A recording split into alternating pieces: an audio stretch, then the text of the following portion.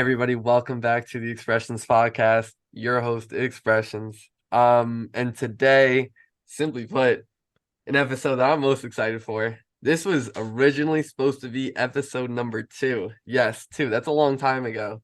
Um, and that's how locked in me in this person. That's how long back ago we go, excuse me. And we did it, we recorded it, and honestly, I was shit. I was so bad. And Yeah. I'm like, we need to run this back, man. But this man ended up taking a trip to Mexico for a little while. So hmm it's had to wait till right now, but better late than never, right, ladies and gentlemen? I'm joined by one of the greatest producers right now in the underground. One of my favorite producers in the underground right now. Will be one of the greatest when it's all said and done. I'm allowed to make hot takes on my podcast, but this is the introduction needed for this man, the one and only kayzo808. Yes, Kayzo, sir. talk to me. How are we feeling, man? I'm feeling great. It's great to be back home, man. I'm ready to put in the work. Yes. Great to have you back around. You've still been making fire ass shit as always. So Kayzo, take us back. Let's start here. Where are you from, man? I'm from Chicago, Illinois. Hmm. I was born and raised in Chicago, Illinois. I'm also part Mexican. My parents are Mexican, so I'm Mexican and American. You know what I'm Hmm. saying? So growing up in Chicago, it was pretty crazy because my origin, right? Because originally my parents were from Mexico. Hmm. They came to Chicago, so it was kind of crazy. Two different environments, and I was raised in Chicago, and it was crazy to see the scene, like like Chief Keef. Like I was playing Chief Hell Keef yeah. in like 2012, 2013, like when it Hell was yeah. going up. Yeah. Great times, man. Just crazy, bro. Like Tato, bro. Everyone in Chief Keef's like click. I was like hip to, bro. Like I was hip to everybody. Shout Like I out was Ball listening to Out, everybody's music. Like I fuck with Tato, their music. Sosa, R.I.P. Fredo. R.P. Fredo, man. Shout out Lil R.P. Reese. I mean, keep going. Lil Reese. Other random Chicago artists I love. Shout Yes, out sir. Montana of 300. Yes, Shout sir. out Lil Herb, Lil Bibby. Thank Oh you. my God. I Yo, keep you going, tapped man. in. It was a Expression great tapped era, in. man. Great era for Yes, music. sir. So Continue yeah. on. Also, so I grew up, listening to a lot of Chicago music, and that's kind of how that it put in inspiration for me to like make music like that's like turnt, because if like any of my production, I usually make like turnt shit. Like I always like to Yeah. make you like bop your head, or like what I'm saying, the 808s are hidden, like I got Yeah, for 808 in sure. my name for a reason. You know what I'm saying? Like I got to make sure it hit. Mm. So the part of the reason I even started making beats was because I was in the Discord call in 2020. I was Bob Lamb's Discord moderator, which is crazy. And and I was with my friend in the VC, and he was like, "Yo, bro, you should," because I was like, "Bro, I was bored, like I didn't know what to do." And he's Yeah. like, "Yo, you should make beats, like you should try it." And I'm like, I'll give it a go. And now I'm here. Now I'm So here. that's perfect because you answered my second question. Give the origin story. Shout out Bob Lamb's Discord. Whoever hit you up, shout out to him because Yeah. um that's some great advice because let's look at it right now. Going crazy. The first thing I want to say about, we're gonna talk about the resume, bring up the stats right now. Mhm. Just this year, you're credited on 103 songs. Yep. Okay? That's fucking insane. Yes, sir. I want you to just talk about your work ethic because obviously I've known you for a minute now. I've seen Right. you cook up beats. I've seen the process myself. So I have obviously a different perspective, but like I know how hard you're working, but like just for the people out there, obviously there's your friends will be listening to this, family, other people that you make music with, but there's producers out there looking to come up. Like how hard do you really have to work? Like how important is to just sit down and lock in, bro? Because you work harder than anybody I know. And shout out to everyone I know because you all work really hard, especially people I fuck with. But you have another gear. What can you say about that? So how was like my work ethic, bro? Honestly, I would wake up, make a beat. Yeah, Like, bro, honestly, like, yo, call me musty before I even like brush my teeth. Like, I would hop on this bitch, fuck it, make a beat, make one of like three beats, then boom, brush my teeth, shower, whatever I have to yeah. do, like my daily work. Then boom, another 3 to 4 5 beats. I was actually talking to Right Hill in the Discord server right Shout now, out and he was Riot. like, bro, he told me I only make one beat, and then I would play a game, and then I would make another beat, and I'm like, nah, bro, that's not how I do it. How I do is like, as soon as I finish one beat, I don't really stay and listen to it. I kind of like finish it and boom, next beat. Like I'm not really like getting too attached to a beat, because I Hmm. know not every beat is gonna get used. You know what I mean? Like you send a Yeah. pack, but out of that pack, most of the time people will use 1 to 2 beats out of the pack. You know what I mean? So I'm kind of like, Mhm. I got used to not getting comfortable making beats. Yeah. I'm always on like, oh, I gotta make more, I gotta make more, gotta make more. That's my mindset Yeah. for real. Yeah. No, that's so real right there. Again, everyone's process is different. Obviously, no shade to Riot there. He's obviously doing his Oh no, thing. yeah, But like crazy. you just like when I see you as like you're locked in, like bro, you're locked in. Like it literally looks like you're speed running these beats, but not in a way where you're rushing it. It's like you Right, just know you have such a vision for it. Once you hear the sound, it's like, yep, I know, done, you know? right, right. Yeah, So okay, now let's really bring up the stats right now. First and foremost, shut the fuck up. yeah, Lifeless Garments. yeah, yeah, Probably in my opinion, like it's a top five beat I've heard all year. Top three, excuse me. Let me be a bit more hell yeah. respectful. Might be beat of the year for me at the end. I don't maybe we have an award show on this. I don't know. But it's definitely in the finalists. I don't think that will change. Almost 40,000 streams, and that just came out. So again, It's crazy. It's uh crazy. also on Train to Kill, Calamity with Riot. That Yeah, shit's going crazy right now. my boy right here. 22,000. Just like random songs on my page that I fucking love that you produced. Turn Around with Casket and Sleep. Haunted by Silent Casket. That was the Yeah, early ass one. yeah, Phenomenal beat. I think it's yeah, you and Wonin. yeah. Me and Wonen, man. Shout out Yeah. Wonen. Shout out Wonin. Wonin gets a lot of love on the pod. He's gonna come on soon. He's gonna come on Yes, soon. We sir. need him. Yeah. Japanese Jeans, just a classic song. Shout out Sleep and Ace. Talk to Yeah. God, you and Thad Paris went crazy. Oh, yeah. Yeah. Daft Punk on Lil Bad's new tape. Yeah. A couple songs with BFF Ben now. Yeah. Dude, your catalog is crazy, man. What can you say working with all these different artists so far that obviously at the like Lifeless Garments, BFF band who definitely have like obviously Garments is a crazy name for himself, then obviously working with a bunch of your UC counterparts, and we'll get into that, Right. but Bad, Casket, Sleep, Ace, etc. What's it like been working with such a wide array of guys because you don't shy away from anything? If there's one thing, bro, when I started making beats, I made an oath to myself, bro. And I made sure that I want to be as versatile as possible. Mm-hmm. Like, I really want to try different sounds. Like, I literally, like, today, I made a pop beat. Like, I really tried to make a pop beat. Like, I'm on some shit where, like, I don't want my production to sound the same because as a producer, you always got to innovate and you always got to try to find that new sound. And that new sound is not going to come overnight. Like, like that shit is always it's going to take time to work on. So I'm definitely still working on it. I'm nowhere near what I want to sound like, but just know the vision is there and I'm gonna get there at one point. You know what I mean? Yeah. I completely feel that. Speaking of pop beats, like I'd be remiss if I did not say Time for Us to Move On by NLA Ace. Yeah. Yeah. Oh my God. Yes, sir. That's one of the better beats I've heard all year too, to be completely honest with you. Like you have a lot of incredible songs. Incredible songs. Um, so let's kind of move into I just mentioned UC undercover. That's a brand new rep. That's you to the core. Obviously, you co-founded it. We had your co-founder on Lil Bad, Mhm. episode 5, I think.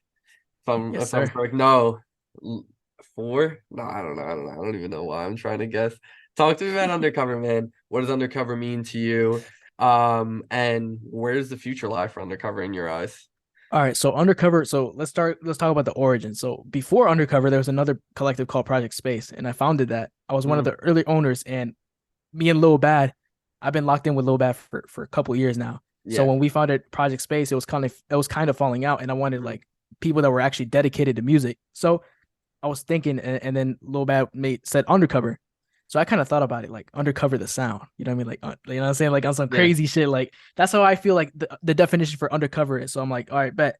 And honestly, it's fire to own like a collective because I've owned this collective for 3 years now. Like a lot of Mm, people think it's new, but it's been around for a long yeah. time, and just now we're getting the shine that that we're putting in work, man. Like I would say if it wasn't for undercover, bro, I wouldn't be where I'm at. Like I love working with those guys. Like everyone is like in the producer scene, in the artist scene. Like if I'm in the VC with Casket or I'm in the VC with Riot, like we're always making something fire. Like I'm making like they're making sure that I'm doing the right things. Like sometimes Riot would tell me, yo, I think you should add this, or Casket Mm, would be like, yo, I think you should move this 808 somewhere else. Like a lot of these classics are made not only because of me, but because of my people in there. You know what I'm saying? They help me. So I appreciate every single one of them, you know. So that's kind of how I feel like undercover is as a whole. It's like a family. It's more than just a collective. It's a whole Mhm. family, you know. That's how I see it. Yeah. And I've said this a lot on this show. At least I think I have. And what I think is so important is like having that community. Like for any artists, producers, like try to find a community out there if you can. Obviously, like a Yeah. collective or just a group of people, like start a group chat, man. Just like because this shit could get really hard to keep going and keep pushing every day, especially in music, right? Yeah, Like motivation. Yeah. it's a lot of creative energy you're using all the time. Like sometimes, especially for an artist or a producer, you're making shit. And if you're just like only giving yourself feedback, you begin to create this echo chamber where you're just yelling at yourself and like Right. you're like, is this fire? Is this not? And you start questioning yourself. It's like the ability to just like for you, Kayzo, send a beat to like Riot, and Riot's Yeah. like, yeah, this is fire. Or Riot's a good friend who'd be like, yeah, like I don't know about that, you Yeah. know? But Like you appreciate him so much for that because it's so important. oh, bro, Right Hill, bro, he's like my brother, bro. Like Yeah, real shit. Like I feel like when I meet him, bro, we're gonna make so much fire, bro, and I can't wait because yeah, yeah, yeah. bro, No, he's yeah, such a genuine guy. Like he doesn't try to shit on you or anything. He's like, yeah, yeah. oh, you should try this or you Nicest should try guy. that. It's fire. It's No, but fire. Riot, but just other Oh producers yeah, in music in general, everybody. obviously. Hell Yeah, yeah. yeah, yeah, yeah. That's what I meant. Uh, so couple quick questions for you right now, Keizo. Are you ready? Yes, sir. One, what is so different about your 808? I'm not a producer. I like, I think I have a pretty good ear, Right. but No, you do. You do. but thank you. But I don't I don't understand what sounds different about yours though. Like what are you doing? Because it's to me, I'm like, yeah, this is some different type shit. See, Like, and I'll tell you expressions.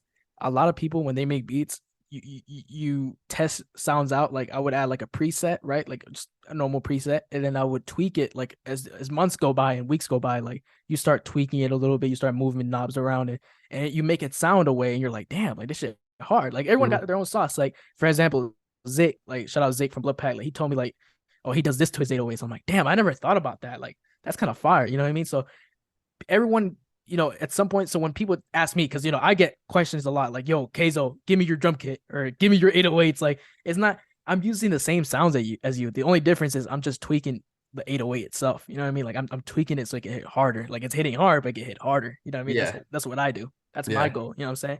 yeah. So that's how I process my 808s, bro. No, it's so fire. Man, it's a super interesting answer.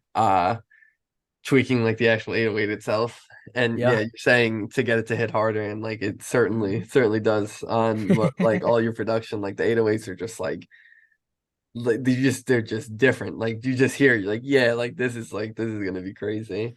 Um, so kind of segues nice on my next question. Who are some of your inspirations musically?